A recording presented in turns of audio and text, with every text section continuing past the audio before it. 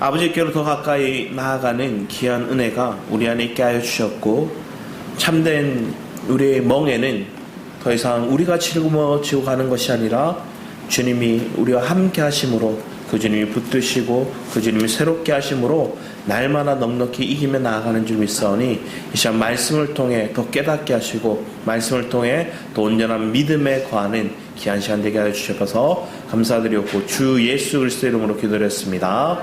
아멘. 이 시간 우리 함께 보실 말씀은 이사야서 50장입니다. 이사야 50장 4절에서 9절 말씀입니다.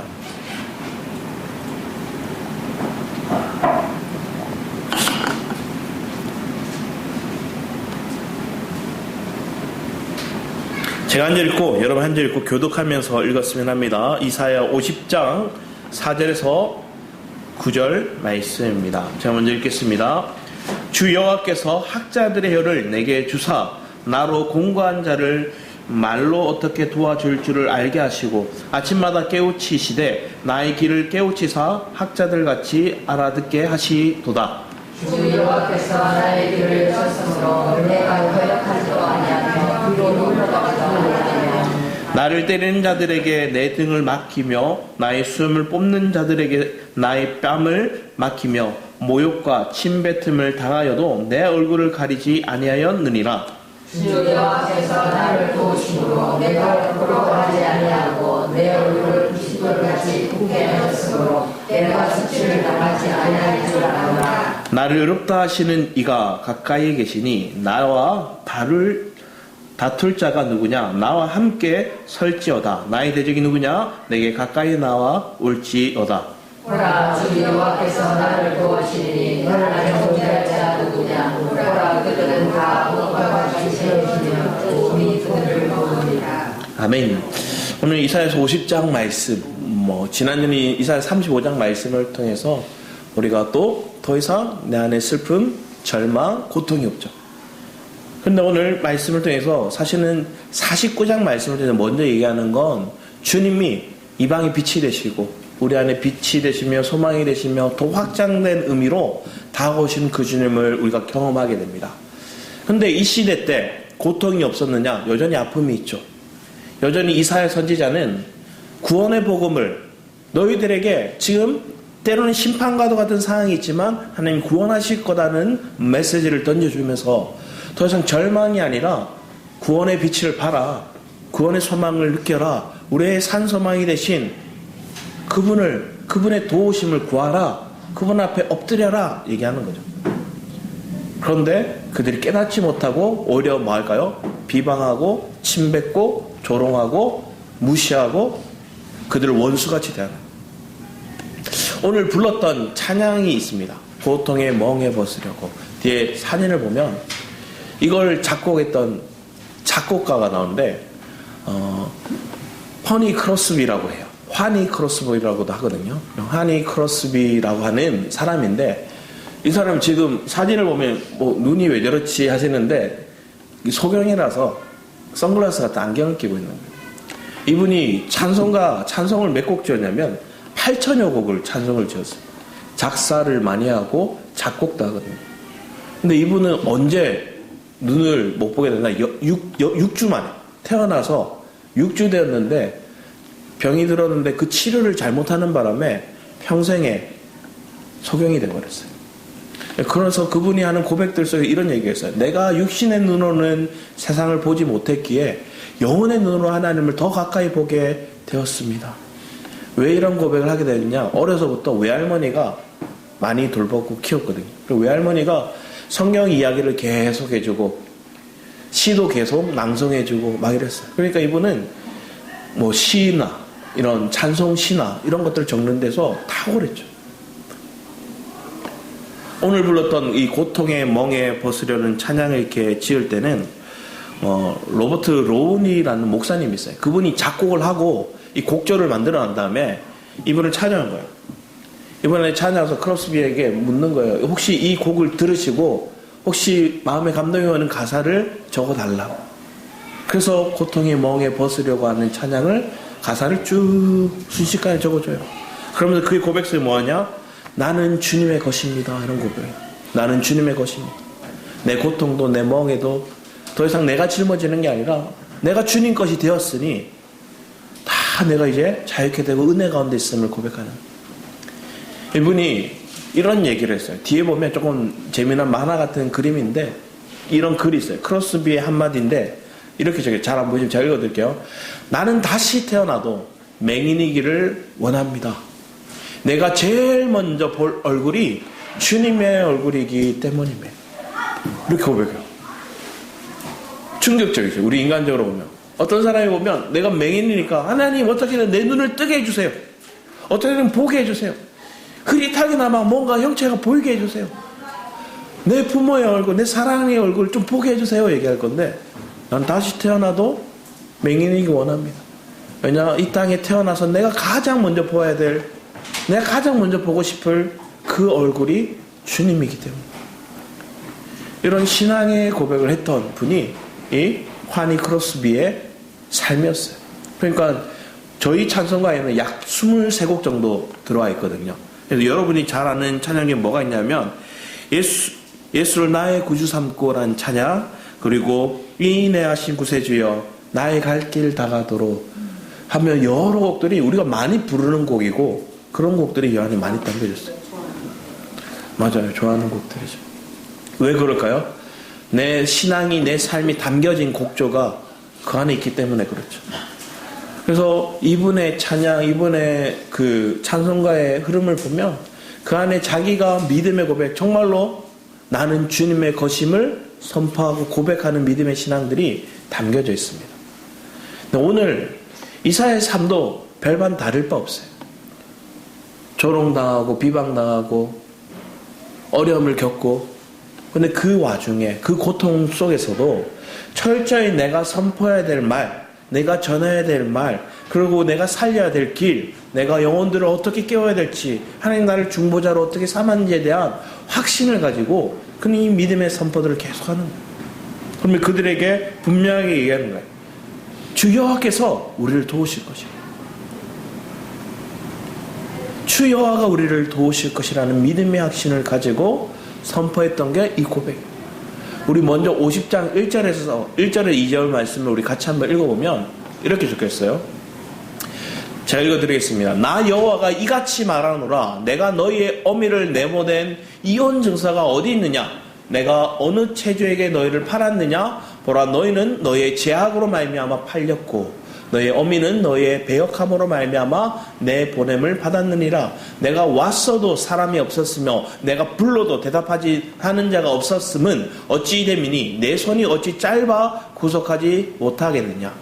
내가 어찌 건질 능력이 없겠느냐? 보라, 내가 꾸짖어 바다를 마르게 하며 강들을 사막이 되게 하며 물이 없어졌으므로 그 물고기들이 악취를 내며 가라며 죽으리라. 이 내용 속의 의미는 뭘 얘기하냐면 주님이 능력이 없는 분도 아니고 2절의 내용은 그런 거고 1절의 내용은 뭘 얘기하느냐, 내가 너희들을 버린 게 아니라 이 얘기를 하는 거예요.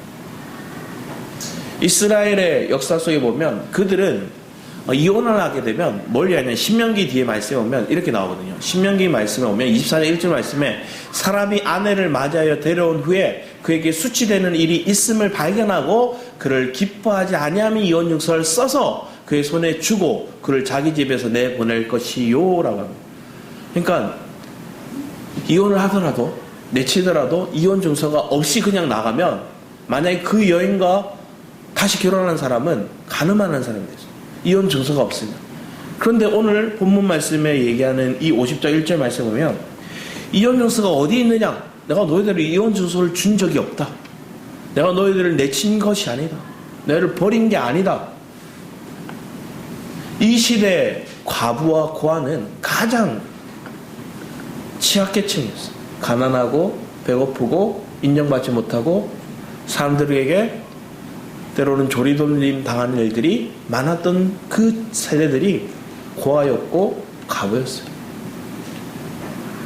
그런데 주님은 너가 너희들을 버린 게 아니다. 이혼 증서를 준 게 아니다. 너희들이 죄악으로 해서 너희들이 돌아선 거다. 그래서 나는 너희들을 버린 게 아니라 돌아오게 하려고 합니다. 심지어 하나님 그걸 예표적인 모습으로 선지자 호세아를 통해서는 뭐랄까요? 부정한 여인 고멜을 아내로 취해요. 그 부정한 여인을 취해서 아내로 삼아요. 근데 이 아내가 자녀를 낳고 뭐 하는가? 도망가 버려요. 도망간 그 아내를 또 찾아서 헤매서 값을 치르고 그 아내를 다시 데려와요. 이혼 증서를 주고 너 나가 이게 아니라 다시 찾아요. 오늘 이스라엘에게 하나님께 그들 향한 하나님의 메시지가 그런 거예요. 내가 너희들을 버린 게 아니고 너희들이 죄악 때문에 나를 돌아서고 나를 벗어났고 나의 도움을 구하지 않았고 너희들이 과부같이 고아같이 살았다. 내가 이제 찾아왔다. 너희 남편이고 너희 부모고 내가 너희 도움이 될 거다. 너희들을 다시 살릴 거다. 너희들이 생각할 때 너희들이 여러 지방 여러 나라들로 인해 여러 민족을 통해 고통을 받으니까 하나님이 능력이 없다 생각하는데 내가 능력이 없는 하나님이 아니다. 나는 저 홍해를 갈랐고 저 초원지를 그 강을 마르게 하기도 했고 하나님께서는 놀라운 능력으로 너희들을 지키고 보호하시고 창조주이시며 전지전능하신 하나님이 너희를 도울 수 있다는 걸 그들에게 계속 심어주는 거야. 네가 도움을 어디서 구할 건가? 네가 누구와 함께 걸어갈 것인가? 그럼 여러분의 삶에도 동일하면 내가 누구를 의지하면 누구와 함께 걸어 나가야 되는 삶을 살아야 합니다. 부부는 결혼하며 같은 길을 서로만 바라보고 가는 이가 아니라 같은 곳을 바라보며 나아가는 이라고 얘기합니다. 그런데 서로만 바라볼 때는 뭐 할까요? 점점 확대되기 시작해서 서로의 점도 보이고 티도 보이고 흠만 보이겠죠. 서로만 주목하고 있습니다. 그래서 살면서 살수록 그 사람의 약점, 허점, 부족한 뭔가만 들춰내게 됩니다. 근데 함께 걸어 나가는 길이 되면 서로가 조금 뒤처지게 하면 손을 내밀어서 같이, 아니면 힘들어하면 뒤에서 허리를 받쳐주기도 하고, 아니면 목말라하면 물을 건네기도 하고, 아니면 내가 혼자 가기 너무 지루한 길에서 대화를 해주기도 하고, 서로가 서로를 위로해주고 힘을 주는 거예요. 그 은혜가 있으니 또 걸어가는 거예요. 믿음의 동력자들도 그렇죠. 우리의 신앙 여정도 하나님 앞에 믿음의 그 길을 가는데 언제까지입니까? 고난이 언제까지입니까? 이 어려움이 언제까지입니까? 우리는 그렇게 하나님 앞에 얘기할 때가 많습니다. 오늘 봤던 그 크로스비라는 그 찬양, 그런 작곡가의 삶은 하나님 내게 어려움이 태어나서부터 있는 이 어떤 나의 약점, 나의 어려움, 나의 고통을 하나님 제거해달라 얘기하지 않고, 그 속에서 내가 주를 만났고 주를 맛보았고 그 고통 속에서 이걸 하나님을 아는 일체의 비결을 발견했기에 그는 찬양의 곡조로 이 모든 게 해석되어지고 신앙의 고백으로 찬양을 만들게 되더라고요. 여러분의 삶에도 그런 은혜가 있기를 축복합니다. 우리의 삶에도 우리의 교회도 그런 은혜로 나아가는 걸음이 되기를 축복합니다. 우리 뒤에 말씀을 잠시 보면 역대하 20장 1절에 4절 말씀인데 이건 조금 같이 한번 읽어봤으면 좋겠습니다. 같이 읽어보겠습니다. 시작. 그 후에 모압 자손과 암몬 자손들이 마온 사람들과 함께 와서 여호vat을 한지라. 어떤 사람이 와서 여호사밧을 전하여 이르되 큰 무리가 바다 저쪽 아람에서 왕을 치러 오는데 이제 하사손 다말 곧 엔게디에 있나이다 하니 여호vat이 여호와께로 낫을 향하여 간구하고 온 유다 백성에게 금식을 공포하며 유다 사람이 여호와께 도심을 구하려 하여 유다 모든 성읍에서 모여와서 여호와께 간구하고. 1절의 시작이 뭐예요? 그 후에예요. 그 후에. 그 후가 언제냐면 우리 뒤에 말씀 오면 18장 말씀 오면 여호사밧의 삶 가운데서 이 사람 정직했거든요. 하나님을 사모했거든요. 그런데 어떤 약점이 있었냐? 우리 1절에 3절을 제가 읽어드릴게요. 여호사밧이 부귀와 영광을 크게 떨쳤고 아합 가문과 혼인함으로 인척관계를 맺었더라. 2년 후에 그가 사마리아의 아합에게 내려갔더니 아합이 그와 시종을 위하여 양과 소를 많이 잡고 함께 가서 길랏 라못 치기를 권하였더라. 이스라엘 왕 아합이 유다 왕 여호사밧에게 이르되 당신이 나와 함께 길랏 라못으로 가시겠느냐 하니 여호사밧이 대답하되 나는 당신과 다름이 없고 내 백성은 당신의 백성과 다름이 없으니 당신과 함께 싸우리이다 하는지라. 이 길랏 라못 전쟁을 하는데, 이 길랏 라못이 원래는 다윗 때, 솔로몬 때는, 아니면 처음 시작할 때는 그들의 땅이었어요. 근데 뺏겨요. 그래서 아람 사람이 그들을 점령하고 있어요. 그러니까 아합 봤을 때 저 땅이 초원지고 좋은 거예요. 저 땅 우리 땅이어야 된다고 빼앗으려고 생각하니 혼자 아람과 전쟁을 치는 힘든 거예요. 그런데 그때 북이스라엘과 남유다의 관계가 어때요? 혼인을 맺어서 친밀해요. 서로가 대적하지 않고 우리가 한민족 아이가 하면서 같이 친하게 지내는 거예요. 그러면서 결혼도 하고 같이 우리가 빼앗겼던 저 땅을 차지하자. 아합이 먼저 제시하는 거예요. 그랬더니 여호사밧이 하나님의 그 사람인데 하나님께 안 물어요. 하나님께 안 묻고 인간적으로 생각했을 때 맞아, 저 땅 원래 우리 땅이었는데 아람이 통치하고 있네. 아합과 더 친밀하게 맺어서 저 땅을 차지하면 우리의 영토도 더 확장되고 더 유익이 많겠다. 인간적으로 다 생각합니다. 그리고 백성들을 다 이끌고 네 생각이 내 생각이고 네 백성이 내 백성이고 이러고 간 거예요. 그러면서 전쟁하러 가자 한 후에 어떻게 되느냐? 아합 죽어요. 이 전쟁을 통해서 아합은 죽어요. 그리고 여호사밧은 주님 살려달라고 부르짖어서 겨우 살아서 돌아오거든요. 겨우 살아 돌아오고 났더니 아람이 이제 뭐예요? 괘씸하게 우리를 공격해? 너 남유다도 같이 협력했다고? 그리고 남유다를 공격하러 오는 거예요. 그 지경에 있는 게 오늘 방금 읽었던 20장 말씀의 장면인 거예요. 그러니까 연합 군대를 이끌고 다시 또 공격해오니 지금 여호사밧이 원래는 뭐 하려고 그랬어요? 침략해서 땅을 차지하려고 정복전쟁을 하려고 갔다가 패배하고 아합이 죽고 자기는 겨우 살아 하나님 부르짖고 돌아와서 목숨을 부지했더니 아람이 이제는 연합 군대를 이끌고 다시 공격해오네? 두려운 거예요. 그게 그 후회인 거예요. 자기가 범죄했어요. 자기가 어떻게 겨우겨우 살아왔어요. 자기 속에 있는 저 이방 또 하나님 앞에 버림받은 저 아합, 북이스라엘에서 악한 왕중에 가장 악하다고 하는 그 아합에 연합했던 모습들, 그 모든 범죄함 속에서 돌아왔을 때 하나님은 아람이라는 그 막강한 군사를 그들에게 쳐들게 하고, 그랬더니 그 마음이 두려웠어요. 앞에 다시 잠깐 20장 밑에 보면 3절 말씀에 여호사밧이 두려워하여 여호와께로 낯을 향하여. 자, 이 사람이 그래도 하나님의 사람이라는 거야. 하나님의 사람과 하나님이 믿지 않는 사람의 차이, 그게 뭘까요? 어려움이 올 때 하나님께로 피하는가. 자, 여러분이 서서 막 달리면 넘어질 수 있죠. 저희 하영이가 잘 넘어져요. 그러니까 어떤 엄마는 하영이만 보면 노심초사하고 또 보고 웃기세요. 왜? 가만히 있다가 넘어지거든요. 가만히 있다 부딪히거든요. 예전에 사진을 찍었는데, 전신 사진을 찍었는데 치마를 입었어요. 저희 딸들이 예쁘게 이렇게 얼굴도 머리도 꾸미고 쫙 했는데 다리 보면 멍이 이렇게 많이 넘어져가지고 그렇죠. 많이 파닥파닥 부딪혀서 그렇죠. 근데 우리의 삶도 그럴 수 있는 것 같아요. 몸이 성한 데가 없이 몸자국이 많은 삶이 있었어요. 근데 그렇다고 내 삶이 하나님의 기쁨이, 하나님의 즐거움이, 하나님의 인도하심이 없는 게 아니에요.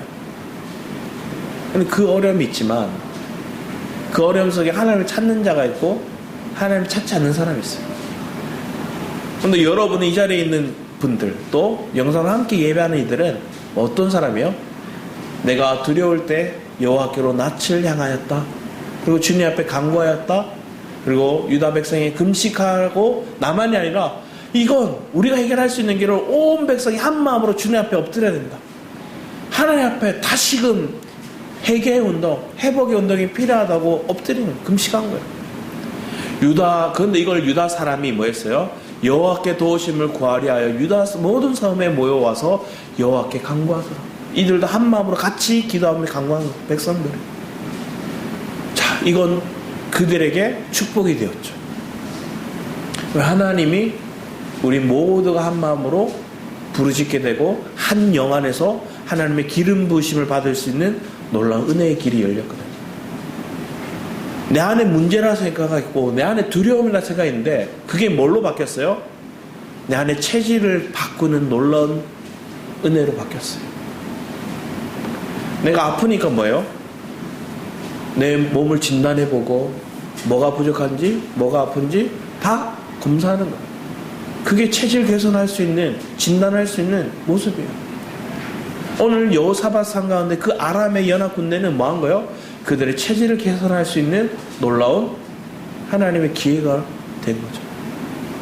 그러면서 우리가 무엇을 의지하고 무엇의 도움을 구해야 될지를 발견하게 됩니다. 우리 DD 말씀에 보면 17, 19절 말씀도 우리 같이 한번 읽어주셨어야 합니다. 시작. 이 전쟁에는 너희가 쌓을 것이 없나니 대열을 이루고 서서 너희와 함께한 여호와가 구원하는 것을 보라. 유다와 예루살렘아 너희는 두려워하지 말며 놀라지 말라. 내일 그들을 맞서 나가라. 여호와가 너희와 함께하리니 쳤느니라 하매 여호사밧이 몸을 굽혀 얼굴을 땅에 대니 온 유다와 예루살렘 주민들도 여호와 앞에 엎드려 여호와께 경배하고 그아 자손과 고라 자손에게 속할 레위 사람들은 서서 심히 큰 소리로 이스라엘 하나님 여호와를 찬송하니라. 아멘. 시작이 그래요. 이 전쟁에 너희가 쌓을 것이 없다. 여러분이 듣기 좋은 말, 여러분은 이 식당에서 돈을 안 내도 된다 이렇게 얘기하면 여러분 좋아하시죠? 아, 저 사람이 사는 거 공짜네요. 근데 전쟁에 나가요. 싸움에서 이 전쟁에 싸울 것이 내가 없다. 내가 다 싸울 거다. 이 마음을 들을 때 어떤 사람은 그래도 막 생각하는 사람이 있어. 그래도 내가 뭘 준비해야지. 그래도 뭘 해야지. 이건 어떻게 보면 그 사람이 도리를 다하고 뭐 예의가 있는 사람처럼 보이지만 믿음의 관점에서는 믿음이 없는 사람이에요. 여러분 신앙 여정에서 이렇게 살아갈 때가 많았어요. 나도 모르게 그래도 그렇지. 하나님 내가 그래도 뭘 해야지. 하나님 내가 하나님 자녀로서 뭘 좀 뭔가 도와야죠. 그런데 하나님의 본질을 우리에게 다루어 나가실 때는 전적으로 하나님의 역사하심을 보게 하십니다. 이스라엘 백성들도 광야로 나갔을 때, 출애굽하고 광야로 갔을 때는 그들이 뭔가 애쓰고 수고해서 양식을 얻은 게 아니에요. 철저히 하나님을 공부하셨죠. 우리의 삶에도 하나님의 공급과 보호와 그 하나님으로 인해 기쁨이 회복되는 은혜가 있기를 축복합니다. 우리의 체질을 개선하는 데 있어서 중요한 게 공급, 보호, 기쁨이 누구로부터 오는 거예요. 창세기 말씀에 아담과 하와가 범죄함을 통해 그들은 에덴 동산에 쫓겨났죠. 에덴 동산에 쫓겨난 그들의 삶 가운데 보호와 공급과 그 기쁨은 스스로가 추구해야 되는 가문으로 바뀌어요. 나중에 그게 가인의 자손의 후손의 모습 속에서 나오게 됩니다. 그래서 그들은 뭐 해야 돼요? 뭘 해야 돼요? 우리 뒤에 말씀에 좀 먼저 뒤에를 말씀 잠깐 보겠습니다. 창세기 말씀을 잠깐 보겠습니다. 창세기 4장 20절 22절 말씀 먼저 보겠어요. 같이 한번 읽어보겠습니다. 시작. 아다는 야발을 낳았으니 그는 장막에 거주하며 가축을 치는 자의 조상이 되었고 그의 아우의 이름은 유발이니 그는 수금과 통소를 잡는 모든 자의 조상이 되었으며 셀라는 두발가인을 낳았음에 그는 구리와 쇠로 여러 가지 기구를 만드는 자요 두발가인의 누이는 나아마였더라. 이게 누구의 후손이냐? 가인의 후손이에요. 가인의 후손은 뭘 해요? 뭘 만들고 뭔가 업적을 쌓고 뭔가의 조상이 되고 뭔가의 어떤 그 시작하는 그런 장면들이 많이 나옵니다. 만드는 자요. 또 그들은 무엇을 그들이 스스로 뭔가 해야 되는 업적을 쌓아야 되는 일들이 가인의 삶이에요. 왜? 하나님께 벗어났으니까. 하나님의 도우심이 없는 인생은 스스로 도구를 만들어야 되고요. 스스로 경작해야 되고요. 스스로 기쁨을 추구해야 되고요. 스스로 보호해야 돼요. 공급과 보호와 기쁨을 스스로 해야 돼. 나중에 보면 자기들이 두려워가지고 뭘 하느냐, 나를 죽이는 사람을, 그런 사람이 있거든요. 자기를 라멕이 자기를 위협하는 사람은 가인보다 7배 더 하나님 벌하실 거다. 가인은 두려워서 하나님 앞에 얘기하는, 하나님이 너를 죽이는 자, 너를 해하는 자 7배 더 징벌할 거다고 하나님 말씀해 줬거든요. 근데 하나님이 얘기하지 않는데 스스로 말하는 거예요.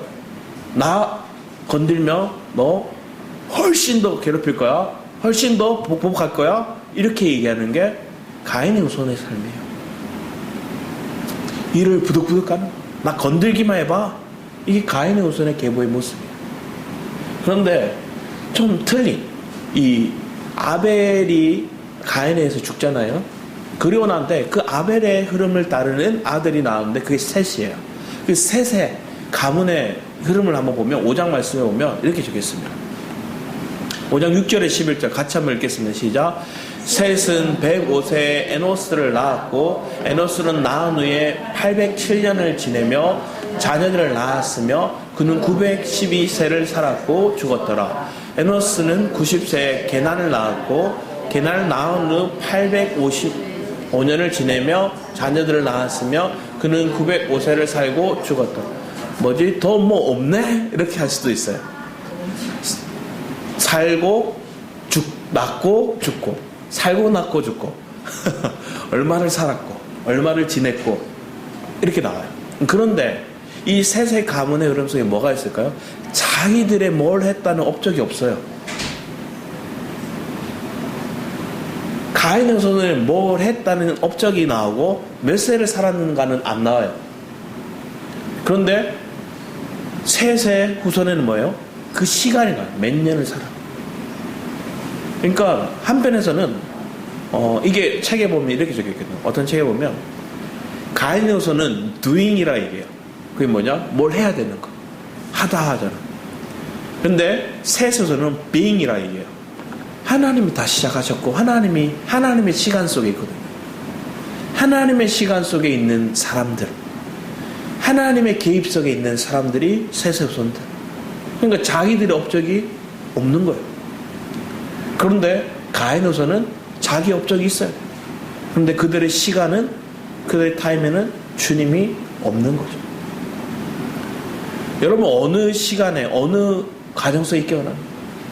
오늘날 사실은 교회의 모습들이 거꾸로 되기 시작했어요. 뭔가 업적을 계속 남기려고 해요. 아니면 신앙인들도, 아니면 교회도, 아니면 그래서 뭔가 눈에 보이는 뭐 건물, 그런 사업, 아니면 뭔가 시스템, 아니면 그들이 넣은 뭐 책, 그들의 어떤 교육 프로그램, 막 이런 것들을 자꾸만 만들어서 그걸 남기려고 합니다. 여러분, 전적으로 그리스도만 남고 그리스도만 자랑되기를 축복합니다. 내게 있어서 다른 업적과 뭔가 해야 이루어지는 그런 삶은 가인의 삶이라면, 하나님의 시간 속에 하나님의 개입하심이 여러분 삶 가운데 있음을 우리는 알고 감사하는 자들이 되기 원합니다. 그래서 앞에 얘기했던 여호사밧, 네가 전쟁에 나가서 뭐 할 게 없다. 이 전쟁은 내게 속한 것이다. 그리고 그들의 삶 가운데 있을 건 뭘까요? 그 하나님의 일하심을 보는 거예요. 하나님의 역사를 내가 느끼는 거예요. 하나님의 역사를 내가 깨닫는 거예요. 그래서 이 알다라는 단, 알게 되는데 어떻게 하느냐? 내가 직접 체험해서 경험적으로 아는 거예요.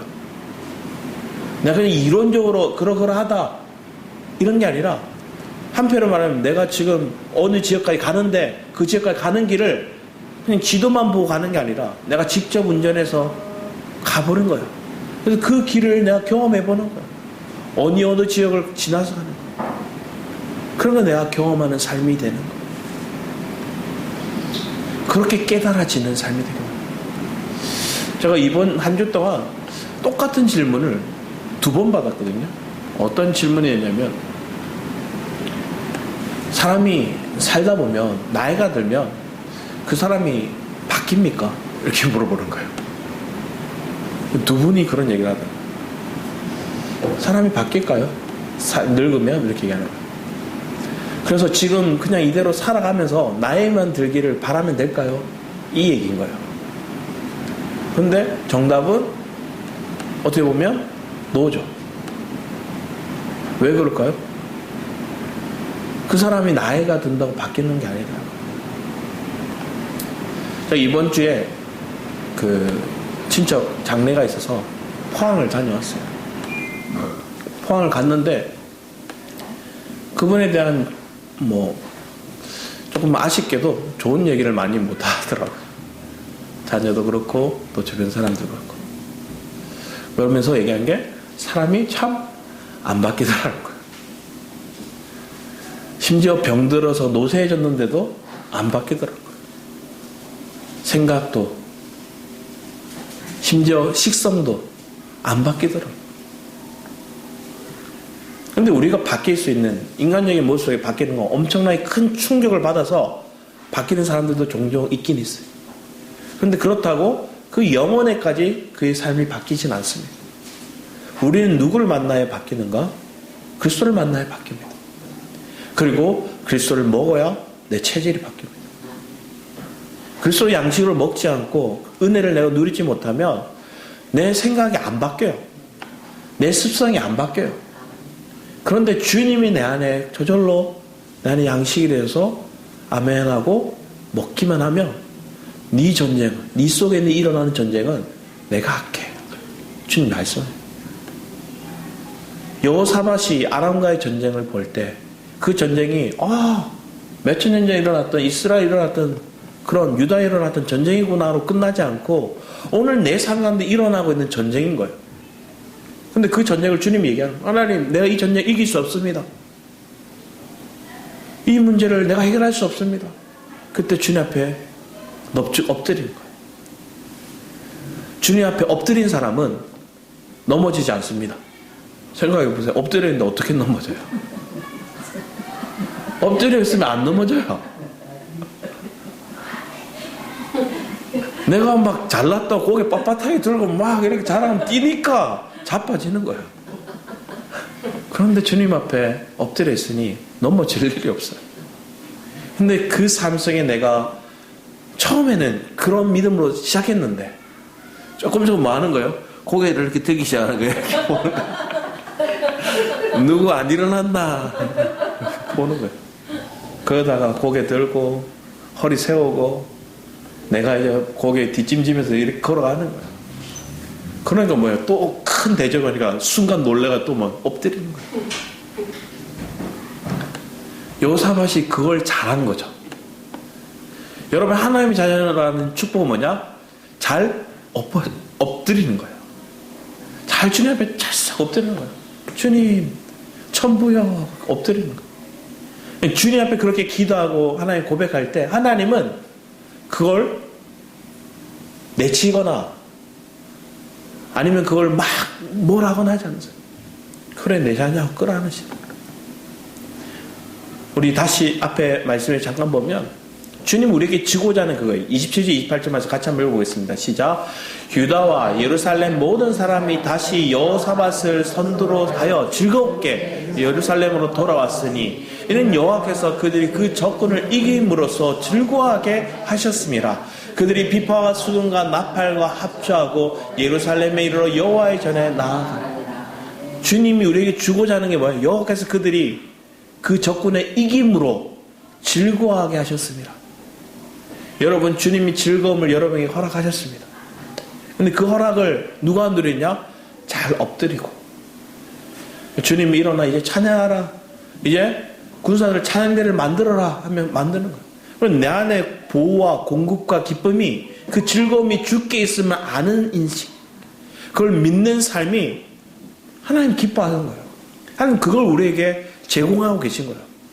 우리에게 어려움이 오는 이유, 이해하지 못한 상황이 오는 이유, 고통이 계속 반복되는 이유는 그 고통을 내가 자꾸만 되새기고 되새김질하는 게 아니라 그 고통 속에서 이기는 비결을 발견하게 하는 거예요. 그리고 그 이김이 주님께 엎드림을 통해 주님의 말씀의 순종을 통해 주님께 귀 기울임을 통해 발견하게 하는 거예요. 그러니까 그 발견을 통해 즐거워하는 거예요. 한번 생각해보세요. 앞에도 잠깐 얘기한 가부, 고아들이 있어요. 가부를 가장 잘 위로해 줄 수 있는 사람이 누굴까요? 가부예요. 고아를 가장 잘 위로해 줄 수 있는 사람이 누굴까요? 고아예요. 먼저 고난을 겪어본 사람들, 먼저 아픔의 과정을 겪어본 사람들. 지금 아이들한테 보릿고개 얘기하면 뭐 저조차도 이해 못해요. 왜? 지금은 배고파 볼 일이 없어요. 남겨서 안 먹어서 탈이죠. 아니면 심지어 살을 빼려고 날린 게 이 세상이에요. 기근, 가난과의 전쟁을 하는 게 아니라 다이어트와의 전쟁을 하는 게 지금 세상의 모습이에요. 근데 이런 시대에 보릿고개 얘기하면 이해 못해요. 근데 여러분들은 대부분 그 과정을 겪어본 분들이 많으세요. 그러니까 아는 거죠. 가난이 뭔지, 배고픔이 뭔지. 그래서 내 자녀에게 배골리지 않을 거다. 그래서 어떻게 해서는 열심히 땀 흘리고 수고하면서 그 애들에게 공급했던 거예요. 왜? 내가 그것도 아픔을 안 주려고. 그렇더니 얘네들이 어떻게 자라요? 너무 모든 걸 다 공급했던 자녀는 자기 스스로 어떻게 헤쳐나가야 될지 몰라요. 근데 그나마 그들이 부모에게 잘 의탁하고 주문을 계속 따르고 존경하면 그 공급을 받을 수 있겠죠. 근데 인간의 부모는 제한이 있어요. 한계가 있어요. 그런데 하나님은 제한이 없어요. 한계가 없어요. 그런 하나님이 우리의 도우신다는 걸 깨닫게 하기 위해서 하나님 여러 요소로, 여러 방법으로, 여러 고통의 요소를 허락하심을 통해서 다양하게 우리가 주님을 깨닫고, 주님을 얻고, 주님을 먹고, 주님을 누림으로 그분을 알도록 이끌어 가시는 거예요.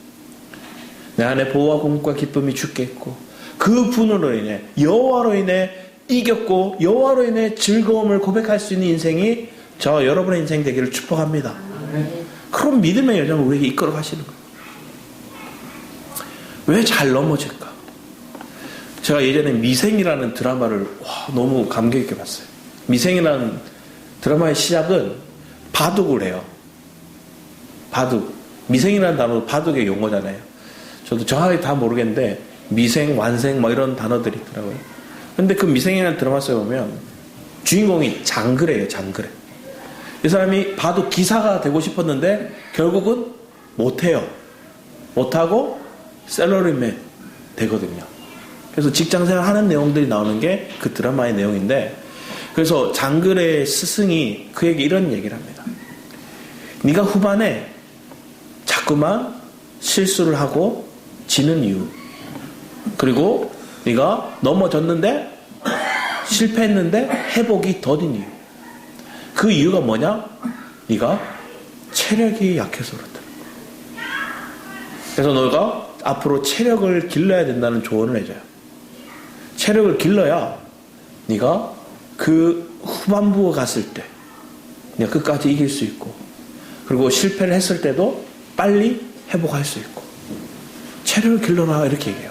그러면 그 뒤에 그 과정 속에 뭘 얘기하냐면, 결국은 우리의 삶 가운데 동일하게 내가 자신감을 가지고 내 의지를 가졌지만 결국 내가 그것을 지탱할 수 있는 체력이 없으면 내가 뭐 하기 쉬워하느냐?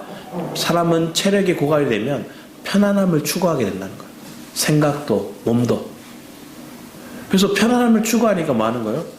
그냥 빨리 지금 이걸 이겨나오고 어떻게든 인내하려고 하는 게 아니라 포기해버린다는 거예요.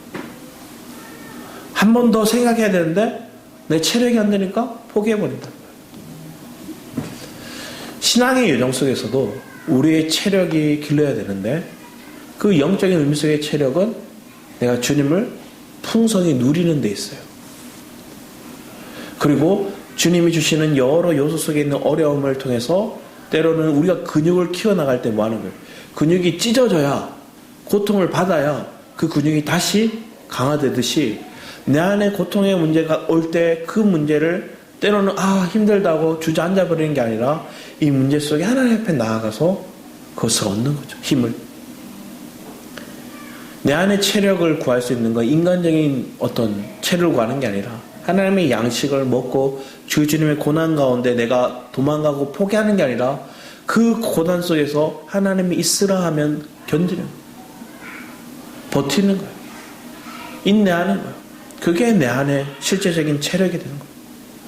영적인 체력, 영적인 지구력이 그 안에서 생겨날 수 있는 믿음의 여정을 여기 있는 모든 분들이 지금 걸어오고 계신 거예요. 근데 그때 우리가 잘해야 되는 그 방법은 인간적인 체력은 운동을 해야 되지만 믿음의 체력은 주님 앞에 엎드리는 거예요.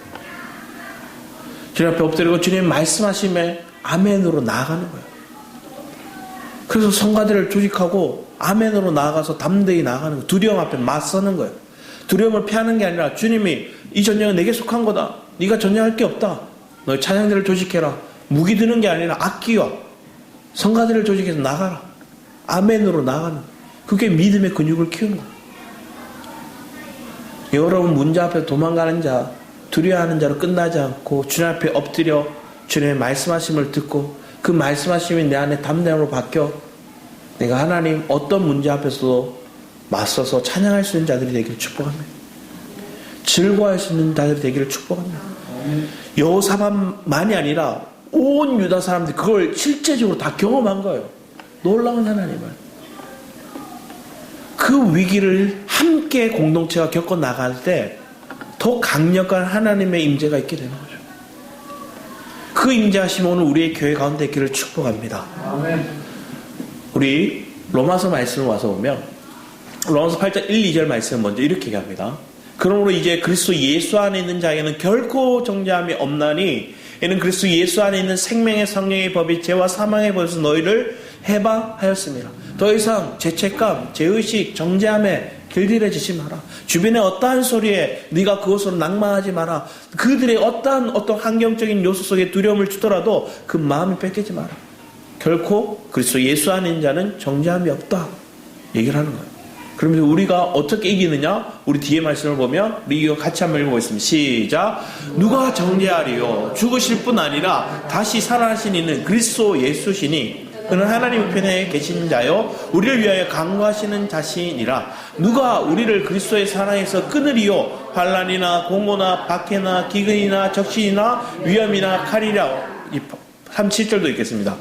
37, 39절입니다. 시작. 그러나 이 모든 일에 우리를 사랑하시는 이로 말미암아 우리가 넉넉히 이기느니라. 내가 확신하노니 사망이나 생명이나 천사들이나 권세자들이나 현재일이나 장래일이나 능력이나 높음이나 깊음이나 다른 어떤 피조물이라도 우리를 우리 주 그리스도 예수 안에 있는 하나님의 사랑에서 끊을 수 없으리라.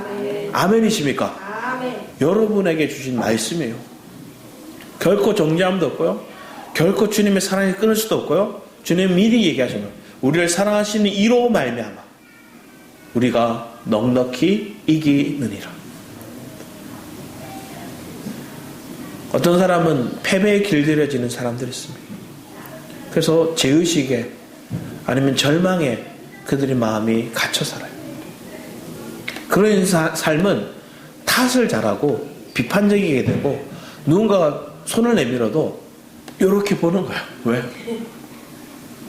자기가 해본 적이 없으니까. 자기가 누려보지 못했으니까. 근데 주님의 공급을 받는 사람, 주님으로 넉넉히 이겨본 사람은 누군가의 도움도 잘 받고요. 누군가의 도움도 잘 줘요. 그리고 함께 나누기도 잘해요. 왜? 이게 있으나 없으나 나는 주님 안에 이긴 자거든요. 이게 있으나 없으나 나는 부유한 자거든요. 여러분의 삶을 하나님께서 이끌어 가심을 볼 때 내게 현재일이나 장래일이나 능력이나 높음이나 깊음이나 다른 어떤 피조물이라도 우리를 우리 주 그리스도 예수 안에 있는 하나님의 사랑에서 끊을 수 없다 선포하는 거예요. 아무리 세상의 권세자들도 아니면 여러분의 회사의 사장이나 리더들이라도 그 어떤 사람도 여러분을 하나님의 사랑에 끊을 수 없는 거예요. 그 믿음이 내 마음을 이끌어 간다면 내 인생을 바꾸고 변화시키고 이기게 하실 분이 하나님이시고 내가 뭘 해서 이루는 게 아니라 전적인 하나님 이루시구나. 구원의 소망이 주께 있구나. 이방의 빛이 그 그리스도시구나. 그 믿음을 놓치지 않는 저와 여러분이 되길 축복합니다. 그 믿음을 가진 사람은 오늘 본문 말씀처럼 결국 주님이 도우시는 거예요. 주님이 이기게 하시는 거예요. 우리 본문 말씀 다시 돌아와서 보면 4절 말씀을 같이 한번 읽어보겠습니다.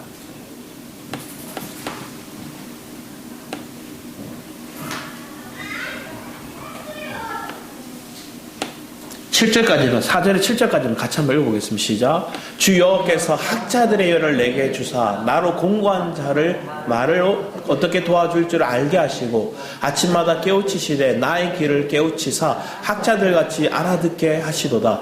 주 여호와께서 나의 길을 여셨으므로 내가 거역하지도 아니하며 뒤로 물러가지도 아니하며 나를 때리는 자들에게 내 등을 맡기며 나의 수염을 뽑는 자들에게 나의 뺨을 맡기며 모욕과 침뱉음을 당하여도 내 얼굴을 가리지 아니하였느니라. 주 여호와께서 나를 도우심으로 내가 부끄러워하지 아니하고 내 얼굴을 부싯돌같이 굳게 하였으므로 내가 수치를 당하지 아니할 줄 아노라. 낮아지신 자, 가장 성린 자, 빌보서에서는 그분이 예수님이죠. 낮아지는데 죽기까지 헌신하신 분이 예수님이죠. 바울도 동일한 그 믿음의 여정을, 그 신앙의 삶을 살겠다 고백하죠. 그분이 나의 본이시고 나도 그분의 본을 따라 살아가고 내 자자인 에바브로 디도도 그 길을 가기를 원한다 하고 그 삶을 살아간다 하고 그 본이 된다 얘기하는 거예요.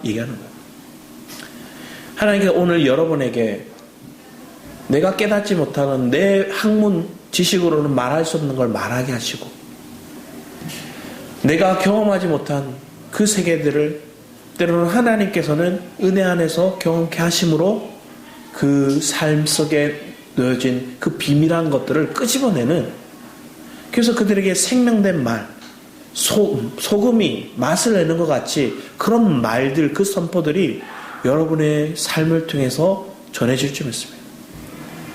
그렇게 전도되는 거죠. 그렇게 복음이 증거되고 그렇게 내 삶이 그리스도로 살아내는 삶이 되는 거죠. 그런 귀한 믿음의 여정, 그 믿음의 삶을 살아내는, 그래서 그들이 가인의 삶을 살아오고 자기가 뭔가 해야 살아가는, 뭔가 해야 되는 거예요. 뭔가 업적을 만드는 거예요. 그런데 전적인 하나님의 시간 속에, 하나님의 그 개입 속에 살아가는 그런 신앙의 삶을 살아가는 저와 여러분이 되기를 축복합니다. 기도하도록 하겠습니다. 아버지 하나님, 주님의 도우심이 있음을 믿습니다. 때로는 내 마음의 허무함, 내 어려움, 내 가난함 속에 주님의 도우심이 있음을 믿고 성령의 임재가 나를 강권적으로 친히 하나님 그 산 소망 되신 주님을 바라봄으로 아버지 하나님, 소망 없는 인생이 아닌 꿈꾸는 인생 되게 하시고 두려워하는 인생이 아닌 더욱더 기쁨과 즐거움으로 이기는 자의 삶을 살아가는 우리 성도들 되게 하여 주셔서 감사드렸고 주 예수 그리스도 이름으로 기도했습니다. 아멘. 우리 성령이 오셨네 찬양 함께 부르며 하나님께 기도를 나가도록 합니다.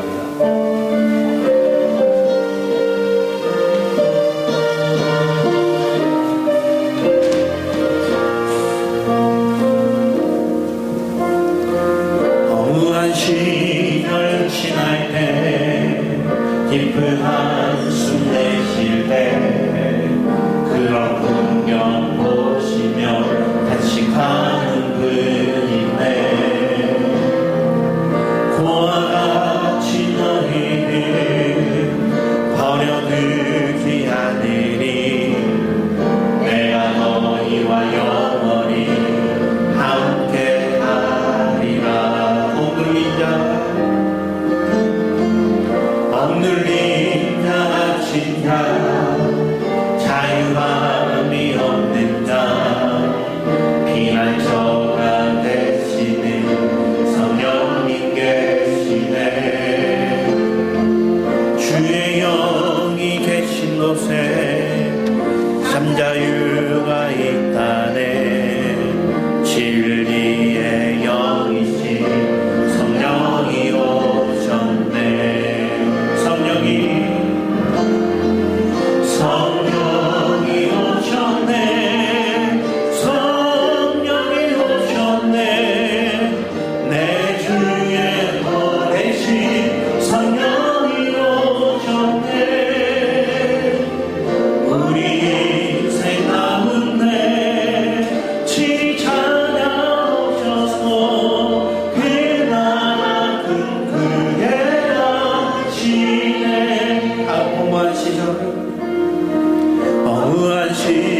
날 지날 때 깊은 한숨에 쉴 때 그런 풍경 보시며 간직하는 분인데